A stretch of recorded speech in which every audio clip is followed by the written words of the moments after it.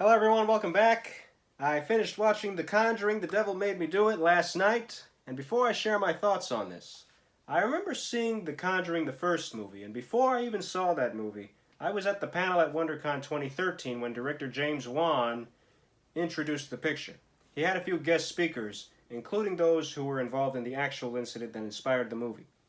And James Wan explained that the movie was given an R rating simply for being too scary, which seemed weird to me. He showed a few clips from the movie before any trailers were released, and seeing those clips made me interested. When I saw The Conjuring, I highly enjoyed it. I thought it was a strong, new, refreshing, innovative horror movie. When James Wan did a panel on The Conjuring 2 at WonderCon 2016, I was there as well, and I got to speak directly with James Wan about the movie and about filmmaking. I should do a video on that in the near future. If you're interested and want to see me do that video very soon, let me know in the comments section, and I'll look into planning the video for you. In fact, I will plan the video for you. As for The Conjuring 3, or the proper title, The Conjuring, The Devil Made Me Do It, I read into a few fan reviews that were quite underwhelming for it before I saw the movie. I didn't read too much into those reviews, and I have yet to see what the wide consensus has been for this picture. I understand that director James Wan did not direct this movie, but my response to that is don't go in, feeling disappointed from the start that he's not directing. Let the movie play out and pay your respect to it. And having said that, I think the movie is good. I think it's a good story. I think the plot elements work. A few parts that I question. But overall, I think the movie really works, and I have yet to see how accurate it is with the true story or the true events that inspired this movie. But when I see the movie itself, I think the scares work for the most part, and it's nice to see how the conflicts play out, not only with the family involved in the case, but the Warren couple themselves and all the trauma that they themselves go through, showing that they may be professional in performing exorcisms, but even they can have a lot of damage thrown their way in performing these exorcisms. I mean, we certainly saw that in the previous movies, but in this case we saw a lot more happen to the Warren couple themselves.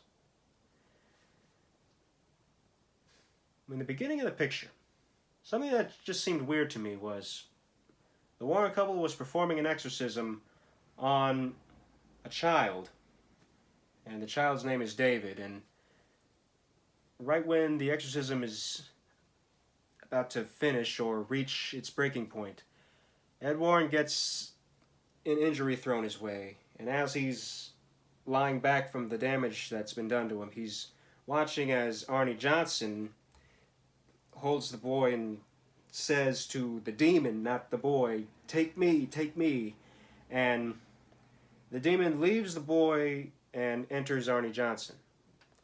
But somehow only Ed Warren notices.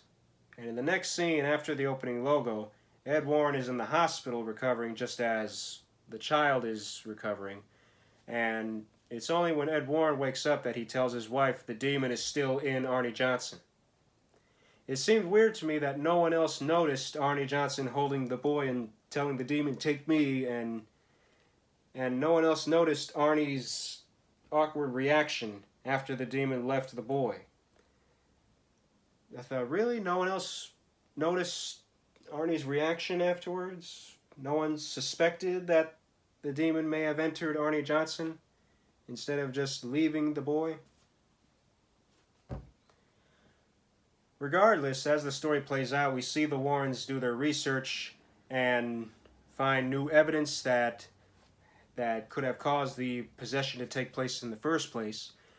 And we explore some of the new ways that Lorraine Warren can use her skill to find evidence and see how the possession started.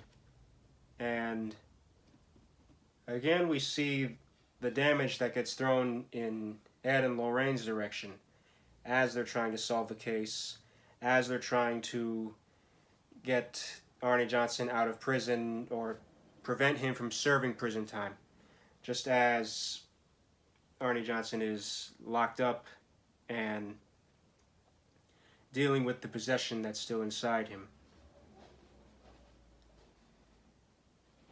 I think it all really works. I don't want to give too much away, but I think it really works. I think it's not going to scare you at every single time it tries to scare you. Then again, what horror movie does that successfully? If you want a really good story and you want a good thriller and you want a good message at the end about having faith, I think this movie really works. I don't know if it's going to be one of the best movies of the year, but it's a good movie. And it's better than some of the other movies that have been released this year that are getting a lot of theater at home promotion and advertising. So I recommend it. Again, don't go in expecting it to be as good as the sequels. Don't go in expecting it to be as great as the previous movies, and don't go in expecting it to be worse than the previous movies either. Don't go in thinking about the story or who's behind the camera. Pay your respect and let the movie play out and have your own personal reaction to it. I think it really works, and I can recommend it. I was about to say something else. I forgot what I was going to say.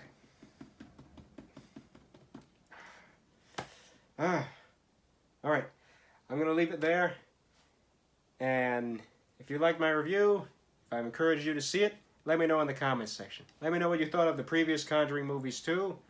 And if you haven't already, like and share the video and subscribe to me for more videos. Hit the bell if you want to be notified of uploads, because I'm creating for you. Have a great week and a great life, and always love yourself for who you are. Godspeed.